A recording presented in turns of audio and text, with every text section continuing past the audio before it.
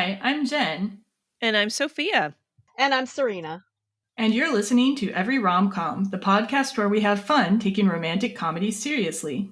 Today in Every Rom Com, we'll learn about the diverse, successful, and beautiful sovereign city-state of Singapore. We'll discuss the careers of a powerhouse all-Asian cast. And we'll discuss the guilty pleasures of a movie filled with conspicuous consumption as we dig into the 2018 super hit, Crazy Rich Asians.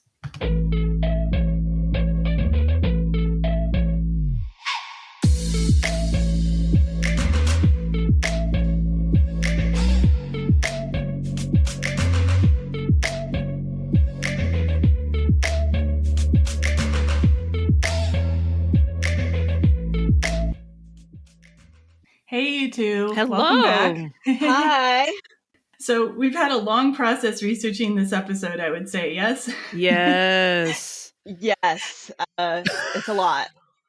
Yeah, it's a deceptively simple film. The plot is just so, streamlined and breezy, and you're entertained throughout the movie. But then, there's so many details to dig into with this movie, not to mention so many great creators. So we're going to go in depth on a lot of things. If the episode gets a little long, I'd like to remind our listeners that we have timestamps in the show notes, so you can skip to sections that are more relevant to you. But I hope that it'll all be very interesting. Yeah, and today I wanted to kind of pose a question to you guys. So in the movie Crazy Rich Asians, the main character Rachel says to her boyfriend Nick before she finds out that he's rich that we're economy people. Or no, so she says to the agents at the airport, we're economy people. And I'm kind of an economy person for travel. But I was kind of wondering, are there any luxurious travel experiences that you've had? Probably not comparable to the ones in this movie, but what's the most luxurious travel experience you've had? I'm trying to think. I can't remember, but I really feel like Greg has surprised me with something.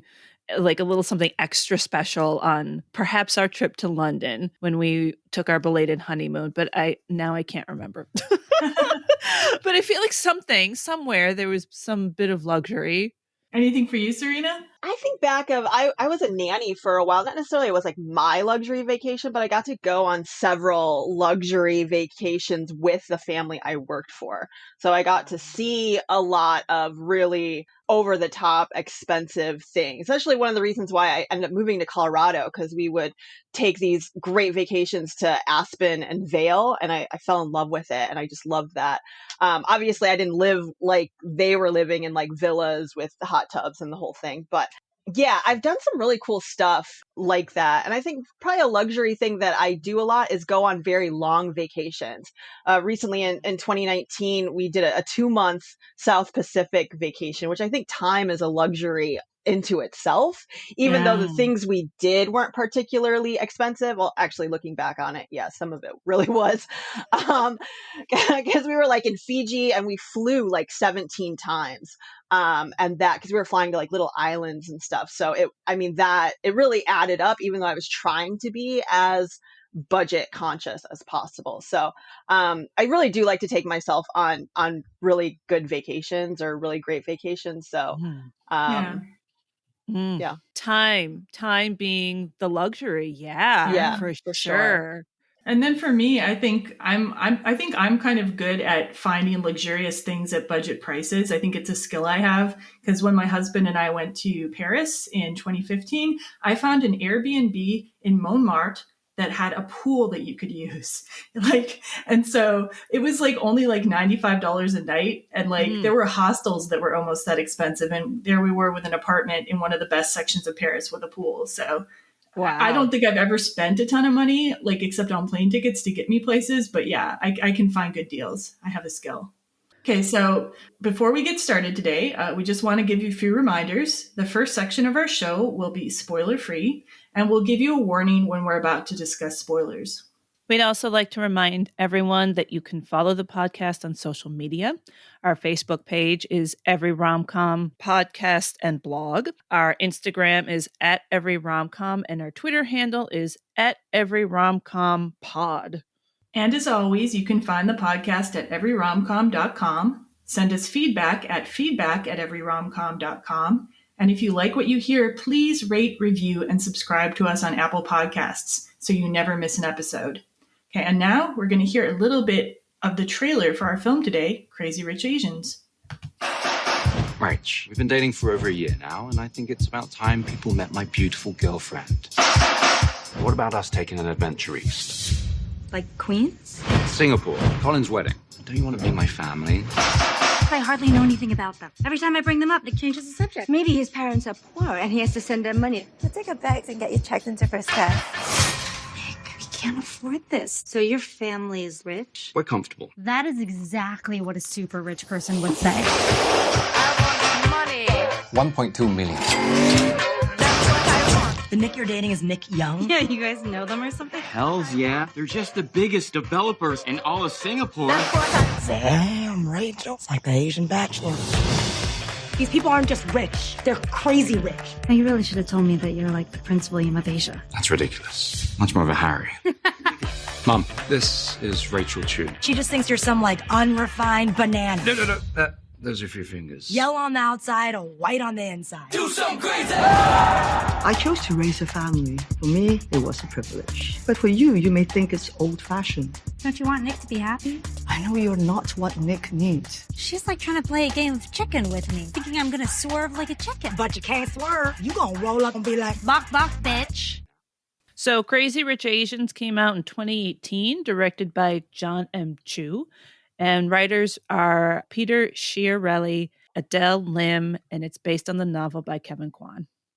Crazy Rich Asians is not only an entertaining film, but it's also a very important film because it had been the first time in 25 years since The Joy Luck Club in 1993 that there had been a major Hollywood movie with a predominantly Asian cast, and it had an Asian director as well.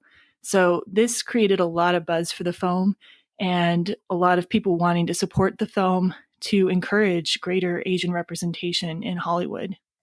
So Crazy Rich Asians cost about $30 million to make, and it had a worldwide gross of $238 million. It definitely made somebody crazy rich to make that movie. It does have a multilingual script, and some of the sequels that are coming up are going to be China Rich Girlfriend and Rich People Problems. Those things are still in pre-production. So there's going to be some sequels. Let's hope. Getting that cast together is going to be a challenge. Yeah, so the basic premise of the movie is the main character is Rachel Chu. She's an economics professor, and she's dating Nick Young, who she thinks is just like a normal history professor. Nick then asks Rachel to come to a wedding with him back in his home of Singapore. And only on the plane does Rachel discover that Nick's family is rich. And then while visiting her friend Pik Lin, Rachel discovers Nick's family isn't just regular rich, they are, to quote, crazy rich. And then Rachel meets Nick's family and his friends and acquaintances, and a few of them are friendly, like his cousin Astrid, but there are other members of the family and wider circle that just clearly don't think Rachel is good enough to date or marry Nicholas Young, and that includes Nick's mother, Eleanor Young, which is a major part of the film. So what's your general opinion of the film? I liked it. I don't know if it's one that I'm going to watch over and over again. I actually have a better appreciation for it after listening to the director and the author commentary of the film and what it took to make it and such. But I'll get into my thoughts about this, class and, theme of like not being good enough and marrying into different cultures and stuff like that later on. I was more entertained by this movie than I thought I was going to be. And when it first came out, I really didn't have that much interest in it. I didn't think that I would like it, but when I watched it, I laughed the entire time. I was so into it. It made me want to go to Singapore.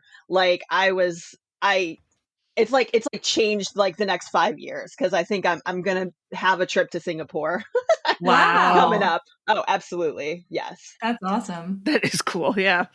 For me, like I saw the movie when it first came out because not only do I love rom-coms, but I've always been interested in Asian culture. Like I went on an exchange program in high school to Japan, and then I lived in Korea for 7 years. So I'm always interested in like movies that are coming out with Asian actors. And I used to watch a lot of foreign films too. And I had very mixed feelings when I first saw it because of the wealth aspect of the movie, just the insane wealth. But I really came to appreciate doing the research for this movie, just like how detailed everything was and just how much talent is in this movie. And at the same time, it just goes by so breezily. I just feel like you're taken on a ride and like you're entertained the whole time. So to put that much detail and thought into something, but then still have it be just like a ride is kind of amazing to me. Yes, I agree. Getting into the cast and crew, the director is John M. Chu, and he's known for G.I. Joe Retribution, Step Up 2, The Streets in 2008, Now You See Me 2 in 2016.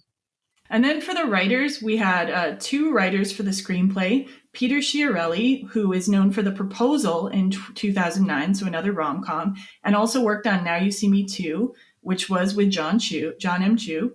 And before that, he was mainly a producer. And then you have the other writer, Adele Lim. And this is kind of sad because Adele Lim is not going to be working on the sequels. So prior to Crazy Rich Asians, she only had TV credits.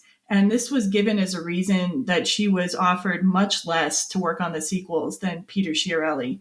The offer for Chiarelli for the sequel scripts was reportedly $800,000 to $1 million, but Lim was only offered $110,000 as a starting offer, and she found it really insulting. Chiarelli offered to share his fee with Lim, but she ended up declining. And she told The Hollywood Reporter, Pete, who is Pete Chiarelli, has been nothing but incredibly gracious, but what I make shouldn't be dependent on the generosity of the white guy writer. If I couldn't get pay equity after Crazy Rich Asians, I can't imagine what it would be like for anyone else, given that the standard for how much you're worth is having established quotes from previous movies, which women of color would never have been hired for. So, like, she took a stand, and she, at the time, though, she also had already a contract with Disney. So she's one of the writers for Raya and the Last Dragon, which is on Disney Plus right now. And she's also attached to a future Disney animated project. But it's a shame she won't be able to be on the sequels for Crazy Rich Asians. Man, that's frustrating. Okay, so moving on to Kevin Kwan, the writer of the novel. He was born in Singapore and attended an exclusive private school. His family moved to Clear Lake, Texas when he was 11, and he comes from a very affluent Chinese Singapore family. He has a degree in photography as well, and he worked on magazines for 16 years in New York media and such. Crazy Rich Asians came out in 2013, became a trilogy, followed by China Rich Girlfriend, Rich People Problems, and it's about the young family. And in 2020, he has another novel called Sex and Vanity. It is nothing like Crazy Rich Asians, apparently, but more like E.M. Forrester's A Room with a View, which Jen thought of you for that, because I know it's one of your faves. So that will be interesting. And Crazy Rich Asians, the novel, sold more than 5 million copies and is translated into 36 languages. What? Kevin Kwan was an executive producer on the film, and will also be an executive producer on the sequels. And he was very, helpful in helping to create the aesthetic, the atmosphere, design and stuff like that. And he is developing other TV shows. One is like Downton Abbey meets David Lynch, set in Asia. So we'll see how that goes. I'm down to watch that. And so there's going to be other notable creators in the film, including the costume designer Mary E. Vogt, production designer Nelson Coates, set decorator Andrew Baseman, and Gabe Hilfer, the music supervisor.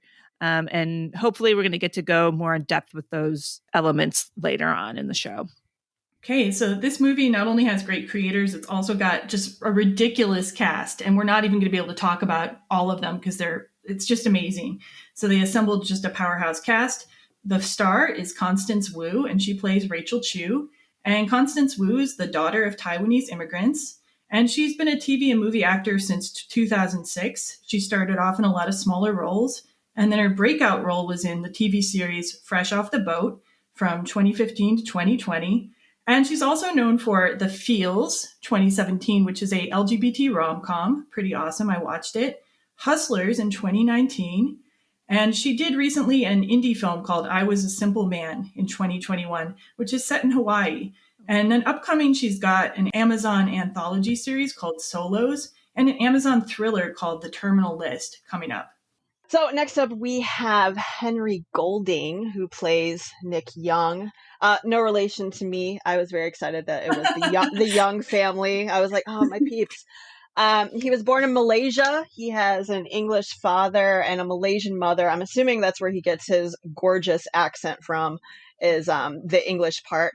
He does have some issues. I was reading about him. He does have some issues being mixed race, and I can completely relate to that because I'm mixed race too. So I kind of understand how in his career he's had issues with not belonging to a particular group or not feeling like you fit in. So I definitely relate to that. And I really felt some empathy reading that. The struggle is real sometimes when you don't feel like you know where you belong. But he doesn't have a huge list of credits that he's done. He interestingly did a travel show for BBC.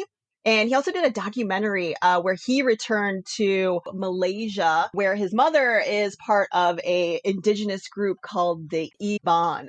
And he took part in an Iban ritual where he participated in a manhood initiation. So that's really cool. He has been in a few movies: A Simple Favor, Last Christmas, Monsoon, The Gentleman, and he does have some upcoming projects. So Snake Eyes, G.I. Joe Origins, The Tiger's Apprentice. And I just wanted to note that The Tiger's Apprentice will also have Leah Lewis from The Half of It, which was our 4th episode we did. And she was the lead actress in that. So that's pretty cool. So Michelle Yeoh is our other star, and she's amazing. She's born in Malaysia to Chinese parents and spoke English and Malay before Cantonese. She studied ballet at the Royal Academy of London. She won Miss Malaysia, which led to an acting in a commercial with Jackie Chan. Her first starring role was Yes, Madam in 1985. And she played a police inspector and performed her own stunts. So she's starting to do her own stunts, but she has no formal martial arts training. She learns from her on-set trainers, which is amazing. She's also known for Super Cop in 92. That was with Jackie Chan. Wing Chun, Tomorrow Never Dies. That was her first U.S. role. And then Crouching Tiger, Hidden Dragon in 2000, Memoirs of a Geisha in 2005, Sunshine in 2007, Kung Fu Panda Part 2 in 2011, and Star Trek Discovery from 2017 to 2020, and Last Christmas in 2019. And Rotten Tomatoes voted her the greatest action heroine of all time in 2008. And Jackie Chan said in his memoir, "Not many people can match me in my willingness to go for it. Michelle Yeoh is one of them." And John Chu said in a GQ interview that she should have much more recognition and she should be on the same level as Meryl Streep. I agree. I agree. Yep. Her upcoming works include Shang-Chi and the Legend of the Ten Rings, Minions, The Rise of Gru, Gunpowder Milkshake, and The Tiger's Apprentice, and The School for Good and Evil, and Avatar sequels 2 through 5. Yeah, I can't even believe they're making that many, but whatever. Get it? That's some money right there. Yeah, right? Make those movies. So Awkwafina was kind of considered the breakout star of Crazy Rich Asians, even though she's in the best friend role, which is sometimes like a thankless role in a rom-com. But in this movie, it is very much not a thankless role. She really does everything she can with that part. And her actual name is Nora Lum. She's a native New Yorker, and her mother is a South Korean immigrant who died when she was 4. She has a Chinese-American father, and she's really close to her paternal grandmother. And this kind of shows up in some of her autobiographical work. And she adopted a stage name Awkwafina at 16, which I think she was primarily using for rap videos. So she has a rap video called My Vag, which was kind of a breakout, moment on YouTube in 2012. And she also has 2 rap albums. Awkwafina also became really prominent after Crazy Rich Asians for being the first Asian American actor to win a Golden Globe for Best Actress in a feature film for The Farewell in 2019. And she's really great in that role. So I super recommend checking that out if you haven't seen it. She's also known for several other movies, including Ocean's 8 in 2018. And she's done a lot of voice work like Angry Birds 2, The Dark Crystal Age of Resistance, the SpongeBob movie. And I also started watching some of her Comedy Central show called Aquafina is Nora from Queens. And that is super autobiographical, super hilarious. Like if your favorite thing from this movie is her humor, you've got to check out her show. Like it's just like that supercharged. And she's currently in something called Breaking News in Yuba County, which looks intriguing because it's got a great cast, including Allison Janney and Mila Kunis. And she's also in Raya and the Last Dragon, which Adele Lim was one of the writers on. She's also, like many of the others, going to be in Shang-Chi and the Legend of the Ten Rings, which is an MCU movie, and a couple other great things coming up, including a voice acting part in The Little Mermaid. But Aquafina, for me, when I first saw the movie, was definitely my favorite part of the movie, and I think the same for a lot of other people. All right, moving on. So we've got Gemma Chan, who plays the ethereal Astrid, if you ask me. She is British, a former model, obviously. Her parents are originally from Hong Kong and China. She did begin acting in 2006, and she mostly has some smaller roles. If you guys remember the TV show Secret Diary of a Call Girl, she was in the sci-fi drama Humans. She also had a small part in Fantastic Beasts and Where to Find Them. She was in a Captain Marvel movie and Let Them All Talk. That was directed by Steven Soderbergh with Meryl Streep. She was also in Raya and the Last Dragon. So some upcoming projects she has is Eternals, which is coming out this year in 2021, which is directed by Chloe Zhao of Nomadland. Okay, so in this movie, we've also got a number, like besides the main cast, we've got a number of great stand-up comics, or primarily known for stand-up comedy, who are also actors. Ken Jeong is like one of my favorites. He's really best known for Community, the TV show, and he played Ben Chang on that from 2009 to 2015. If you've not seen Community, you got to go out and see Community, and he is one of the best parts of that show. And he's also just done a lot of other movie work. A lot of people know him from The Hangover and its sequels. He had a role in Knocked Up. He had a TV show called Dr. Ken. And this is interesting because he's actually a doctor. So he's still licensed to practice medicine in addition to being a stand-up comedian and an actor. And That's awesome. When I looked at his IMDb, he has played a lot of doctors in movies, which is hilarious. Can you imagine if you go to a doctor's appointment and he's your doctor? You're like, yes. That would rule. Yeah, that would rule. I'm sure his bedside manner is fantastic. Right? That's funny. Our next, he's a comedian too, Ronnie Chieng, and he plays Eddie Chieng in the film. And he's Chinese. He was born in Malaysia and raised in the U.S. and Singapore, and attended university in Australia. He most well known as a comedian and correspondent on The Daily Show from 2015 to 2019, and I loved this. He did a takedown of O'Reilly and Waters' World. O'Reilly Factor gets racist in Chinatown. It is a must see. We'll put the link in the show notes. That was brilliant. That was wonderful. He's also known for Ronnie Chieng, international student. Ronnie Chieng, Asian comedian, destroys America. I've seen that. It's good. Bliss, and I like this. Long Story Short is coming up in 2021. It's a rom-com. And coming up is Shang-Chi and the Legend of the Ten Rings. Next up, we've got Jimmy O. Yang that plays Bernard. Bernard's kind of like the Playboy D-bag in the movie. He was raised in Hong Kong. He moved to the U.S. when he was 13. Interestingly enough, he's worked in finance and as a strip club DJ before doing stand-up. So I think a lot of that played out in this movie. He's known for the TV show Silicon Valley, the TV show Space Force, and Fantasy Islands. He also has done some stand-up specials. One of them in particular is called Good Deal. And he wrote How to American, An Immigrant's Guide to Disappointing Your Parents. I can definitely relate to that. And upcoming, he's got Love Hard, which is another rom-com, but it's in post-production. So looking forward to that.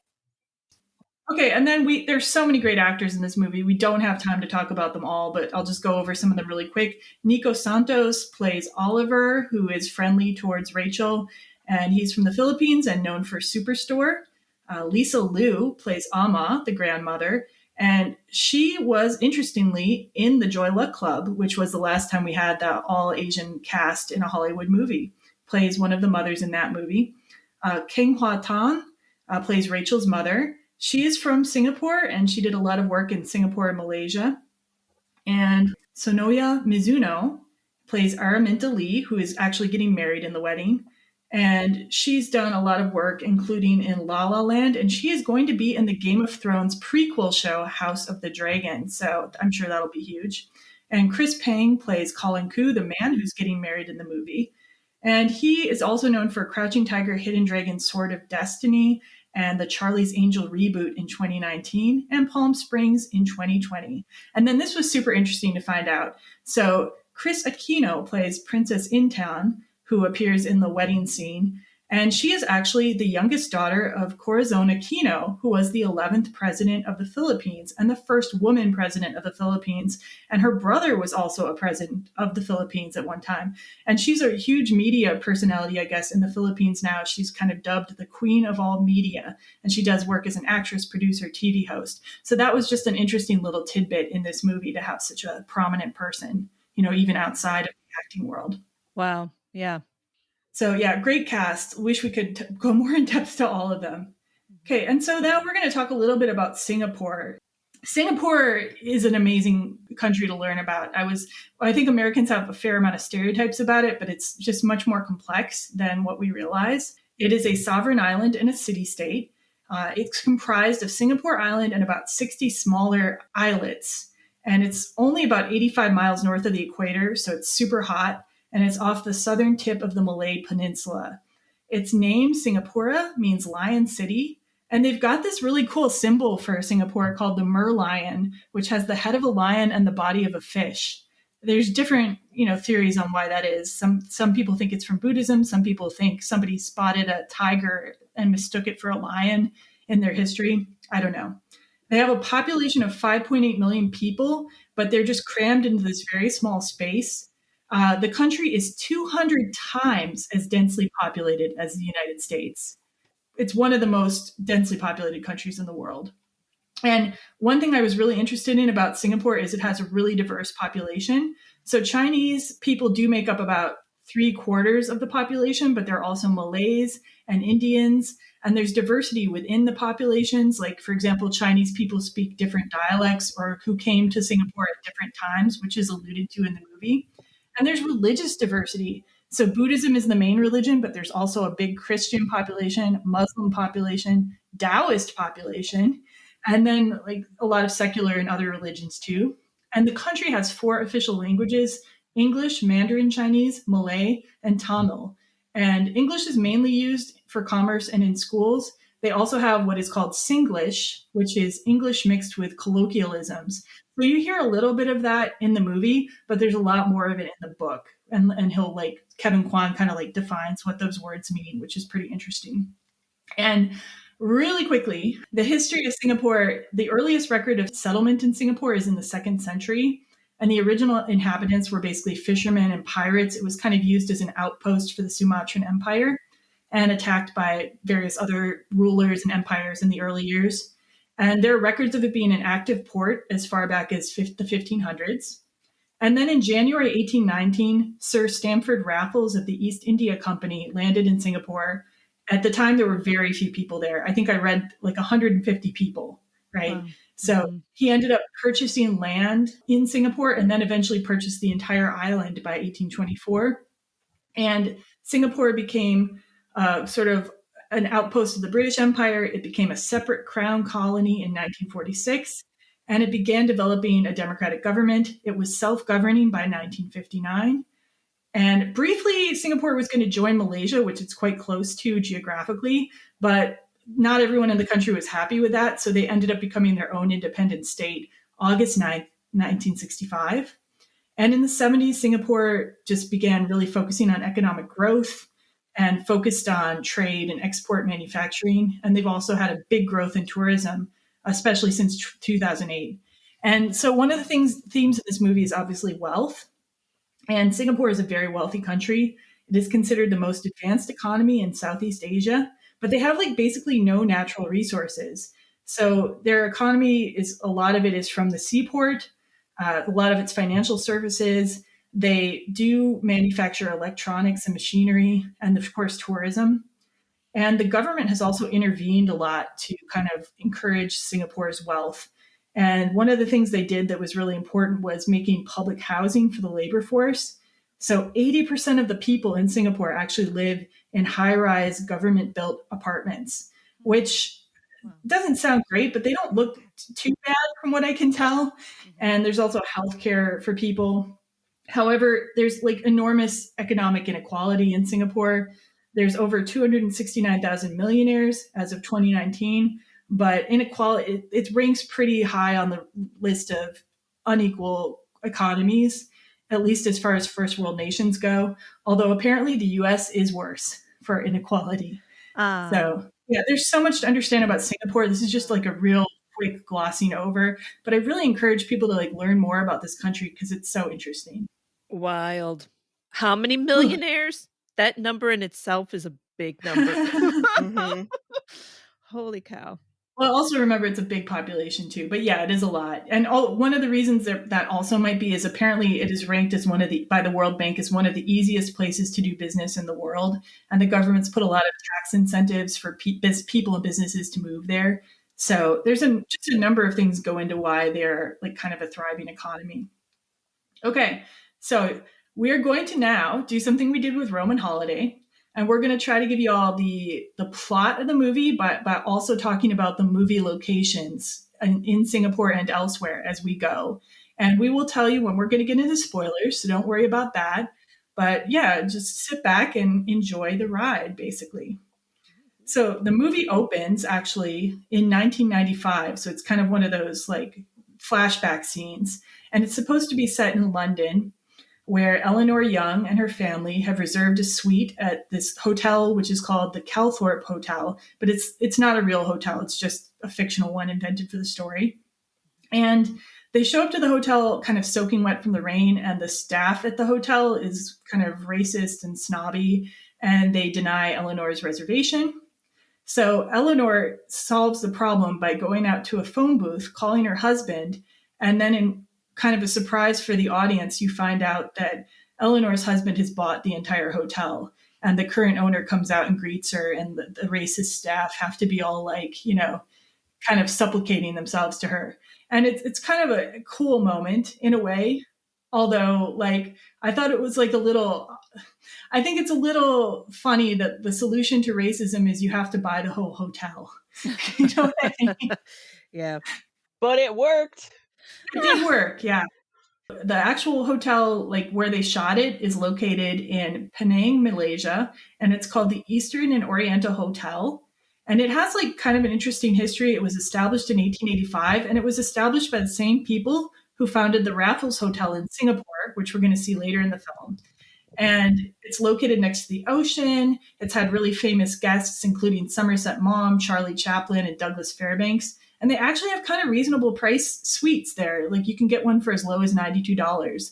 So if you're ever in Penang, you can go to one of the sites in Crazy Rich Asians. I can do that. So next, Nick asks Rachel to go to Singapore. A conversation is overheard, setting off a chain of texts ending with his mother. I like the way they had all the different text popping up on the screen. Like sometimes that seems cheesy, but the way they did it in this movie, I just really appreciated it. It's wild, right? Like it's overheard, and like what is it? One or two texts away, and you're in a different country. And yeah, and they show you snippets of backgrounds of the different people who are sending and receiving the texts too. So it's like it's not boring at all. You're like just being whisked around the world, like with the texts. And then this scene, which is supposed to be set in New York, was actually set in Kuala Lumpur at something called the BLVD House. That location's now closed anyway. So on the plane, Nick gives a rundown of his cousins. Can I just do a little side note on the plane? I actually looked up that flight where they're in that fancy suite on the airplane and there is a flight on Singapore Airlines that goes from New York City to Singapore, and those suites exist, and it's about $23,000 to take that first class ticket. Yeah, one way one way. So I was, yeah, that's a good plane ride. Wow.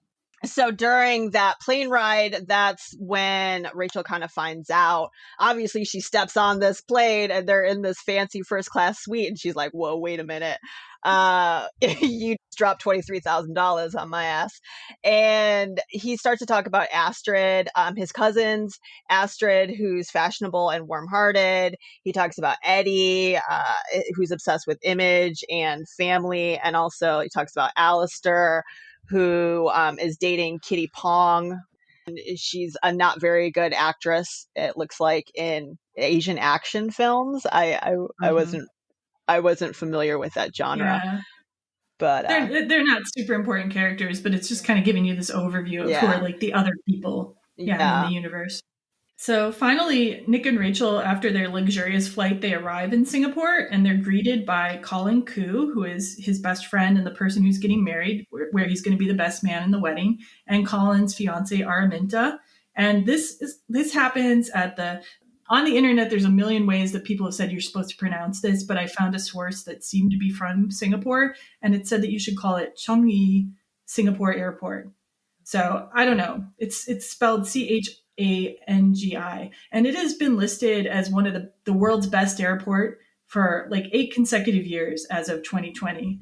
And there's a reason for that. It's got ridiculous amenities, like a tropical butterfly habitat with 1,000+ species. There's a 24-hour movie theater that's free.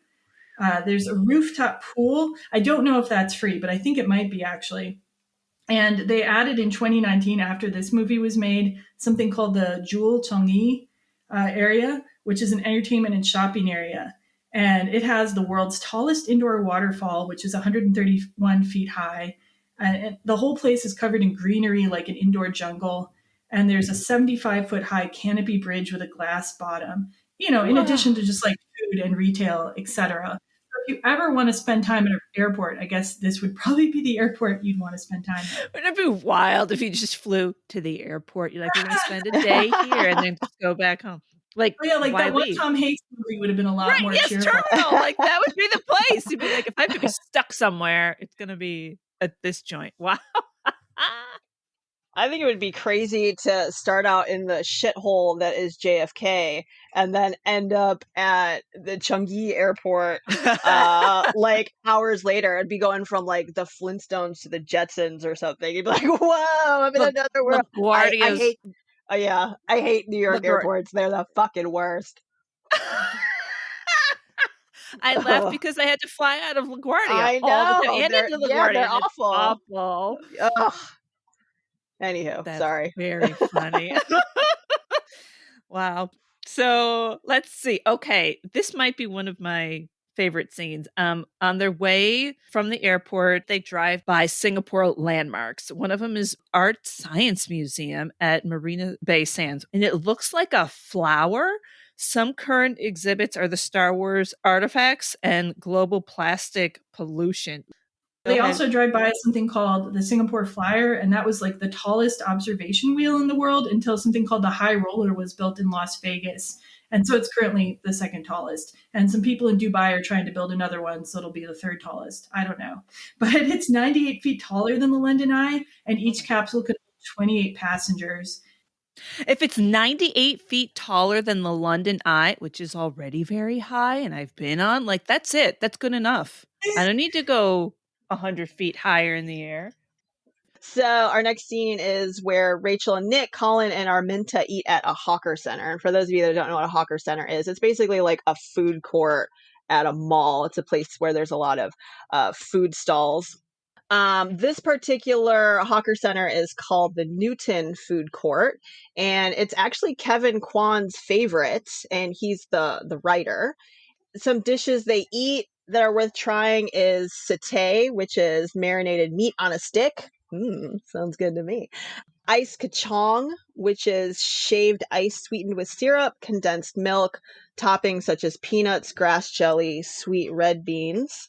There's also chili crab and Hokkien mee, which is stir-fried egg and rice noodles. Yeah, that scene made me so hungry, even though I could barely eat any of the food they were eating because I'm vegan. But I was like still like so. Yeah. Well, they talked about there being like Michelin star vendors here. Like this Yeah. is awesome, awesome food. It made me hungry too. And I'm not even sure how I'd fare with like flavors and stuff. So then next you see Rachel and Nick staying at their hotel, which in this movie is the Raffles Hotel.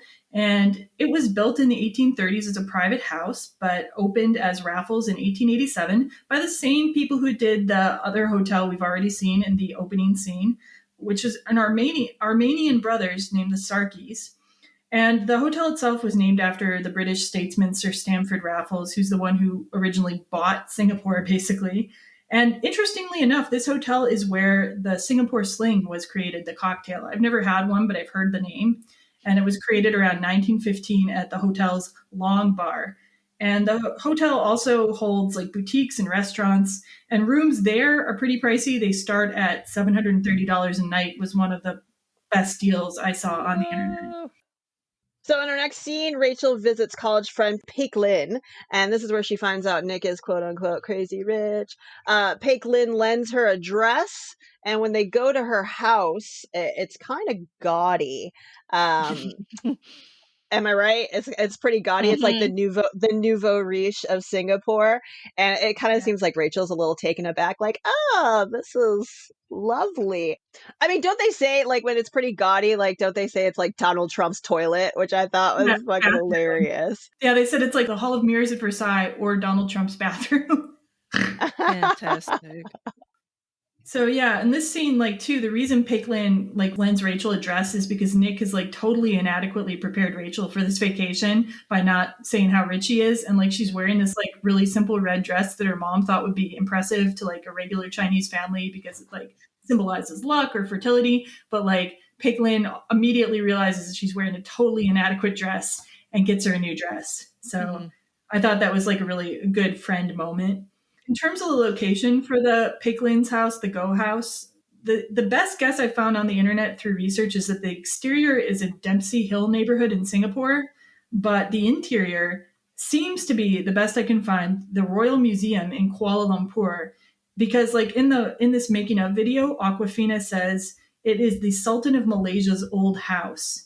So like she was saying, I was using the Sultan of Malaysia's old closet. So the interior scenes are probably from like this royal museum, which explains the gaudiness and the gold, etc. I also appreciate the part, and the director and Kevin Kwan talk about it in the commentary. They use a tool, a prop, which makes such great sense, a purse that has a map on it. Peik Lin is showing Rachel where they are in the world, and I'm like, oh, good. Thank you for that. Like, that was very helpful. That was strategically done, and I appreciated that. And it also showed where like the old money Chinese, like the Youngs, came from, or when they came to Singapore, as opposed to the new money families like the Goes. Yeah. And that like it was a really intelligent way of setting up that dynamic. I agree. It didn't feel like exposition, but it was. Right. Agreed. Well, from this new money, we go then to Amma's house, where this is where Rachel's going to meet all of Nick's family. So she commits a bunch of faux pas. She gets scrutinized by almost everyone except Astrid and, is it Ollie or Oli? Ollie, like Oliver. And this is Amma's, she seems to do this party all the time, and it's to watch these flowers bloom. The Tanhuas, yeah. But that location was 2 abandoned mansions that they truly transformed for the film to create this sense of wealth, and that this had been here for a long time. I can maybe touch on that more later, but also the commentary in the film talks a lot about that, and it's worth hearing. So. And like one thing I noticed about this scene is like a ton of the plot in the movie actually takes place just in this one scene. Like you don't feel like you're in the scene forever, but you really meet a lot of people, and Rachel has to undergo like a lot of questioning from people and judgment from people about her like single mom, and like they're trying to guess which chews she comes from, like trying to say she comes from the plastic chews or the packing peanuts chews or whatever, but like, you know, realizing eventually that she's just, you know, from New York, just kind of boring old, like not rich person.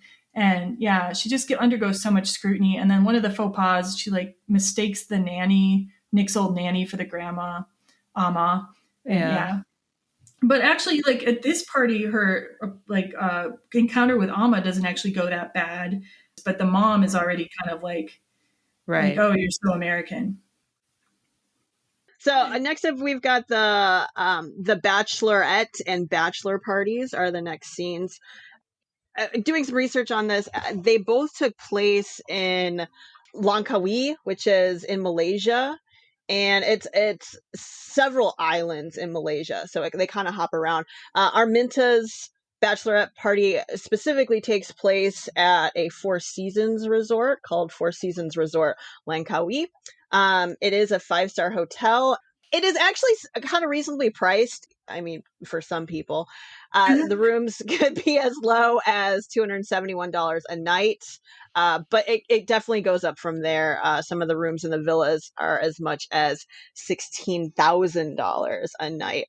In the bachelorette scene, some of the other girls, which felt like they were rivals with Rachel, are mean to her. First, like, everyone's having a good time, but then later on that night, some of the girls put a dead fish in her bed, and they scrawl on the wall. What do they scrawl on the wall? Like, you gold digging bitch or some shit. Yeah. Typical mean girl stuff, like, how dare you take our most eligible bachelor away from us, kind of thing. And then the opposite side of that is Nick's bachelor party, where he gets whisked away in a bunch of helicopters, which was insane. Yeah, and can I put in here like that I've figured out that they're referencing a scene in Apocalypse Now with the helicopters and the music. Yeah, they totally were. Which I haven't actually seen Apocalypse Now, but even I recognize the reference. And like, wasn't Apocalypse Now like kind of like racist? I don't know, or maybe it was commenting on racism towards Asians. I'm not sure. Apocalypse Now? Yeah, wasn't it in some way? I mean, isn't it about Vietnam and like? I mean, I guess in the general sense that Vietnam was a racist war. But I'm just trying to figure out like why they use that reference and like if anyone knows a lot about Apocalypse Now. Like, I don't. I just thought it was like a soldier who goes crazy. Well, I thought it was interesting they referenced that scene anyway. I was like, that seems important. Maybe. So they go in the helicopters, and I guess Nick doesn't really know what's happening or what he's into, so this is all a surprise. And the helicopters end up landing on a giant floating cargo ship in the middle of the ocean. It's like in international waters. Like, doesn't that mean like a lot of things are legal or like nobody's gonna check on them? Is like that a thing? Oh, interesting. It is, yeah. Mm-hmm. Yeah, because they do all kinds of crazy stuff. They're like shooting a bazooka or something. And like, yeah. It was a little over the top, but awesome. It looked like there was a lot of dancing, and yeah, I can't really think of anything that was like specific that stood out to me. Other than that, there was a cargo ship. Oh, can I also point out that I also want to point out that in the book, it's a totally different bachelor party. It is actually more debauched. Like, I can't pronounce the place they go. Macau, Macau. But like they go there, and like Bernard in the book is having them like he wants them to like film sex tapes with prostitutes, go to an illegal dog fight, and do a lot of cocaine. And like, so in both situations, Colin and Nick end up escaping the bachelor party via like a helicopter. But like in the book, it's even more like extreme, basically. Wow. Well, they leave. Yeah, and that's when they're on the Langkawi, the archipelago. While the guys are in international waters, and like I thought it was also interesting that the girls, like the resort they go to is called Samsara Island, and I think like it's supposed to be like you're supposed to think, oh, it's a new age mystical like enlightened experience the way that Araminta is talking about it, but actually Samsara is like what you don't want in Buddhism. It's like the cycle.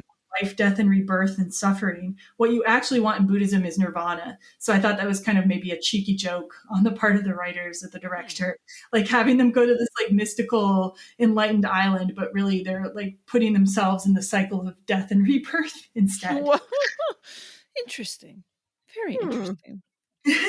This scene is also important because as far as I know, it's not Astrid isn't here in the book. No, there's a And different character who's friends with Astrid in the book. Yeah, but for the movie's sake, it helped, you know, strengthen Astrid and Rachel's relationship, and that they're, you know, allies and stuff like that. So, oh yeah, that's super important too. Yeah, because Astrid, you know, tells Rachel her troubles with her marriage and things like so.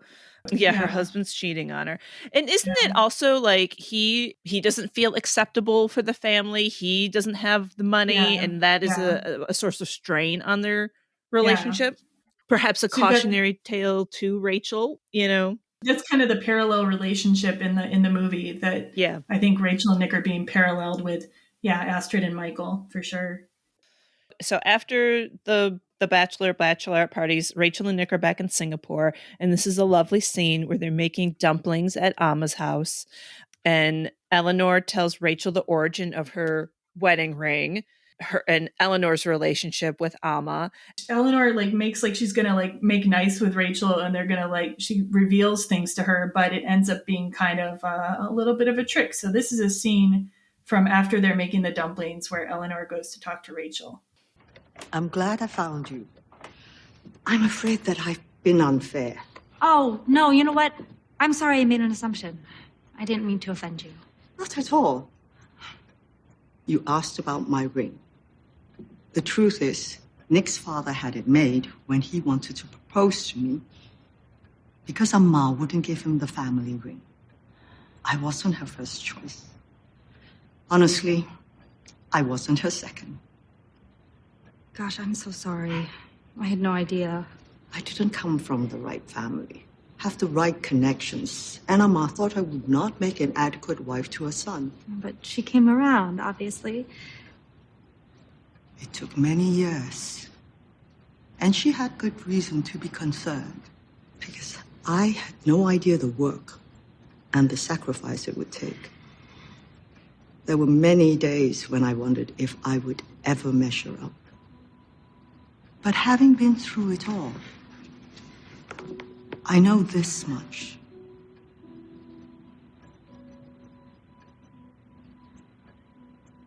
You will never be enough. That scene is brutal. That scene is so brutal. So brutal, because they're standing on the staircase and she, you know, closes in on Rachel, and Rachel has to step down as if she's not already been cut down enough. And beautiful. And she puts her hand on Rachel's face too. Oh, I know. She's going to be till the last second. You think this is a touchy moment where they're going to make a connection with each other. Mm-hmm. And you also see that even though, you know, it's taken many years for Eleanor to quote unquote be accepted, you see Amma cut Eleanor down a lot too. Yeah. That she still doesn't have her full approval. And and I think we forgot to mention this earlier, that like there's a thing that happened in the past where because Amma disapproved of Eleanor so much marrying her son, Eleanor sent Nick to live with his grandma for a large part of his childhood, so that maybe he would be the favored, you know, grandson. And he ends up being the favored grandson, but it's this huge cost to Eleanor to have to do that. Yeah. Yeah. That's huge. So we're going to enter the spoilers okay section now. So this gives us a, you know, free reign to say whatever we want that connects to the end of the movie. So if you haven't seen the movie, you don't want to be spoiled, this is your chance to bow out right now. All right. You've been warned. After the dumpling making, Rachel's pretty downcast because Eleanor's just basically brutalized her with words. So she talks to her friend Peiklin about Mrs. Yeoh, and Rachel's thinking maybe she won't go to the wedding, but then Peiklin's no, you have to you have to go. You have to earn her respect, you know, even if she doesn't like you. And then Rachel decides that it must be a game of chicken, to which Awkwafina's character's bok bok, bitch. And this scene takes place at the patio of something called the Humpback Restaurant in an area called Bukit Paso Road. And that area is apparently known for really good restaurants. And the Humpback Restaurant is still open and is known for fresh oysters, seafood, and cocktails. So it's got some pretty nice scenery in that area too. So in the next scene, Peiklin and Oliver give Rachel her second makeover, which is a fun scene because it's my favorite. They goof around and everybody's hilarious, and that's a fun little montage. So Rachel attends the wedding and she sits with Princess Intan and talks economics, and she and Nick make lots of eye contact, and you almost feel as if it's their wedding, right? Yeah, I thought that was super interesting that you have a rom-com where there's a wedding, but like the focus is totally not on the people getting married at all. Yeah. It's totally on them. And like the reason it's important to say too that like she gets snubbed by everybody at the wedding, like the family. But Princess Intan is supposed to like not want anyone to sit by her. They're like she requested her own role, But Rachel doesn't know this, and Rachel goes up to her and talks about some paper she wrote on microloans, and like even though she's snubbed by the whole family, she ends up sitting by like the most exclusive, prestigious person at the entire wedding, which is kind of badass. Yeah, so badass. The location is Chimes Hall in Singapore. It was originally a convent in 1854 and is now an event hall with a dining complex in the back. So it's still there. You can see it. Yep. So the next scene is at the wedding reception, and it's kind of a nasty scene. When Eleanor reveals information that she dug up on Rachel's family, it turns out that Rachel's mother had been married, cheated on her husband, and then left China with Rachel. And it's assumed that Rachel is the product of this affair. So no, she is like yeah. So basically, like she's like the bastard, which I've actually I've talked to some people, and that's actually a big deal for some families. It's never anything that I've ever thought about, but being illegitimate is huge. I've had many conversations with people about that and how it carries with them. So I kind of understand how this scene, how shameful that is to a family that would hold like lineage so important, They also think she's been deceiving them deliberately, which she hasn't, but they assume that she's been deceiving Nick and she's trying to get the money, etc. So like that's like a double, insult. Yeah. It kind of turns out that Rachel doesn't know this either. Yeah. Oh yeah. Right. So it's a surprise to her. So that's like a double whammy. Yeah, it goes from being this beautiful wedding reception, which is at the Gardens by the Bay, Super Tree Grove in Singapore, like a beautiful location with great music and everything, to being like a nightmare. And like all the angles of the film start to kind of be tilted, and there's people laughing in a menacing way. It reminds me kind of like the menacing part of the Masquerade Ball in Labyrinth. I don't know. I was trying to think of what it reminded me of, and that's what it reminded me of. But it becomes like nightmarish really quickly, and she has to run back to Peck Lynn's. Do you guys want to say more about the scene, or should we talk about the Super Tree Grove? Talk about the super trees. So, and again, the scene is filmed at the Gardens by the Bay, specifically in the Super Tree Grove section. And the super trees, they look like these kind of like giant mechanical trees, but they actually do have greenery growing on them. They like kind of vertical gardens, and they range from 82 to 164 feet tall. And you can actually have free admission to this place if you go to Singapore. And the whole complex of Gardens by the Bay also has 2 domed conservatories, but the Super Tree Grove is like a big highlight, and it's just a beautiful location. At night, it's all lit up, and they sometimes do like music and light shows. And at this point, you can also like go up to a skyway that connects some of the super trees and an observation deck. So like if I went to Singapore, I would definitely hasten there. Like even though, the scene in the movie is kind of becomes a little bit nightmarish. And apparently it's also kind of eco-friendly because it's like solar powered. Some of the super trees serve as air vents, and they're also all providing shade in a really hot country, which I thought was interesting. I like solar powered. It does look impressive. It looks wild, and it would be cool to see. Okay, so Rachel is at Pink Lynn's house. She's in bed and depressed until her mom comes. And we find out this is where her mom explains like what happened with her husband. She had this affair because her husband was a bad man and he treated her badly. And she fell in love with somebody else and got pregnant and left. And she also tells Rachel that it was Nick who flew her out. to be with Rachel, which is beautiful. And she urges her for Rachel to talk to Nick again. So Nick proposes, and he says he's going to leave his family behind. Yeah, and the proposal scene takes place at Esplanade Park, which is a free park that you can just visit by the water in Singapore. And then Rachel, so the scene cuts. We don't know what she says. And Rachel goes to meet Mrs. Yeoh at a mahjong hall and reveals she's refused Nick's proposal because she didn't want him to lose his family. And that location is the Blue Mansion in Penang, Malaysia. From the late 19th century, it was a house turned into a hotel. So I don't want to play the clip right now. Sophia, do you want to give some details on the mahjong scene? Because I know you researched it and it's super interesting. I mean, there's so much symbolism that I'm only going to touch on it. And the goal of the game is to reach certain combinations of tiles before your opponents. And tiles have numbers and suits. It's similar, very loosely similar to our gin rummy, right? Because you're discarding tiles and picking tiles up and trying to get this run. So this scene was specifically written for the film. It's not in the book. And it was something that Michelle Yeoh wanted because she didn't want Eleanor's character to be just this total villain. So it sets up her redemption scene after this. So they brought in a couple mahjong experts to create this scene and the believability that it could happen so quickly, because it's usually a game like this doesn't happen that fast. But they wanted to know the plausibility. Is it possible? So they brought in a couple experts to help with that. When Eleanor comes in, she sits at the east side of the table and Rachel is at the west side of the table. There's your east and west symbolism and the tug of war of that. And Rachel holds a winning tile, but she gives it up so that Eleanor can win. And this is all to prove that she loves Nick. She puts his future before hers, ahead of her love for him.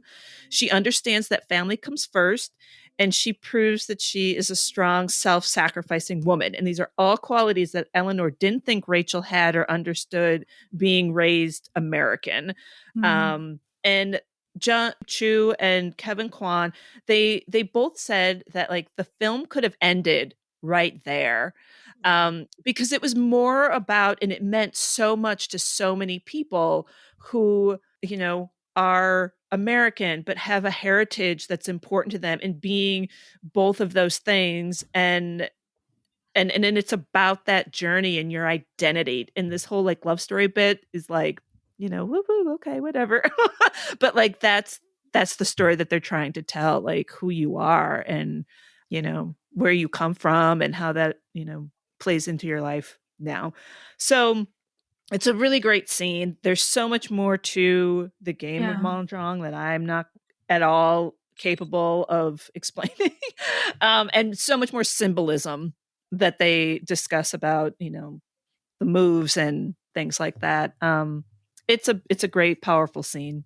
I just wanted to play a little clip from that scene too. And you're right, like a lot of the movie is more about Rachel's journey to acceptance and melding the cultures with Eleanor. It's weird, like all the clips of the movie that were the most powerful were Rachel and Eleanor. So this is just a small clip of like the end of that mahjong game, Rachel talking to Mrs. Yeoh. I'm not leaving because I'm scared. Or because I think I'm not enough. Because maybe for the first time in my life, I know I am. I just love Nick so much. I don't want him to lose his mom again.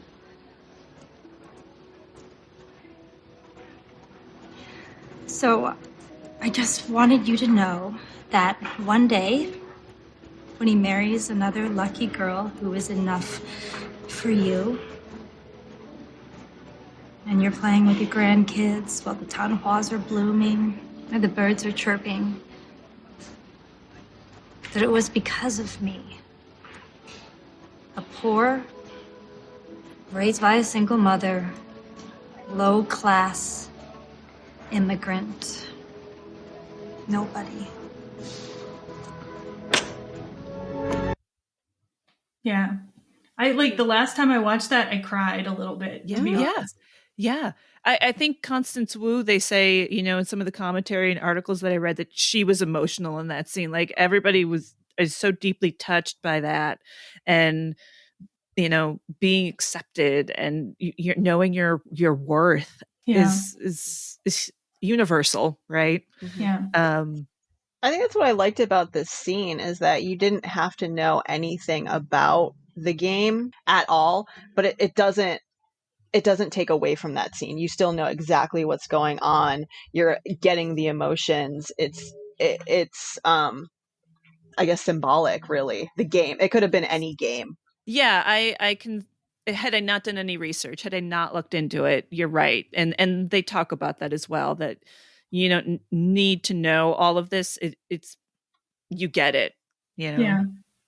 Like Sophia said, like they thought that it could have been like the last scene of the movie, but it is not the last scene of the movie.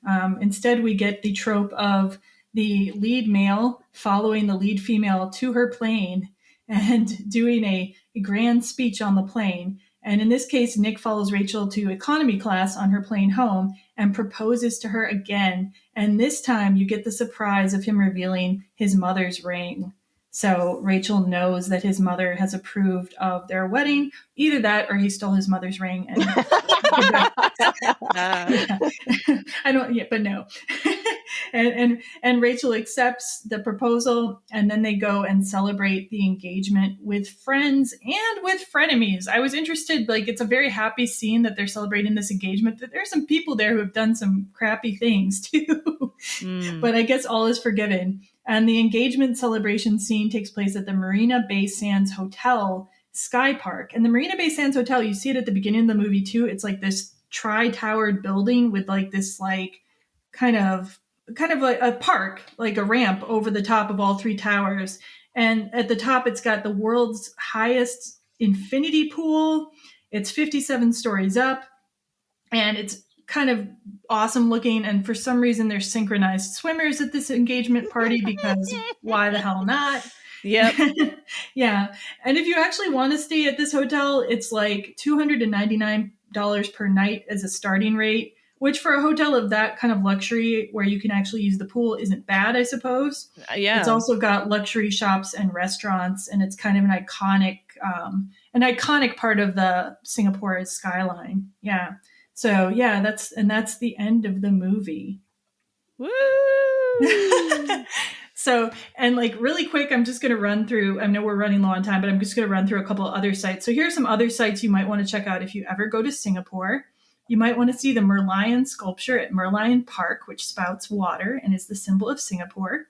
You might want to go to the Asian Civilizations Museum, which has archaeology, history, and art from all over Asia. You might want to take a break from downtown and go to Sentosa, which is another island of Singapore. And there's a beach called Palawan Beach that has a suspension bridge to a smaller island, or you can swim out to a smaller island. That sounds pretty cool. And you might want to go to Bukit Timah Nature Reserve, which includes Bukit Timah Hill, which is the highest point in Singapore. It's not actually that high, but like compared to the rest of Singapore, and you get a little bit of nature that way.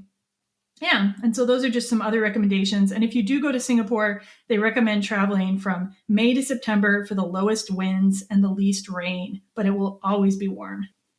So, and now we're going to talk about for a while about like different themes in the movie, of which there are like about a zillion, and we'll try to do our best to cover the themes and then a little bit of the criticism of the movie.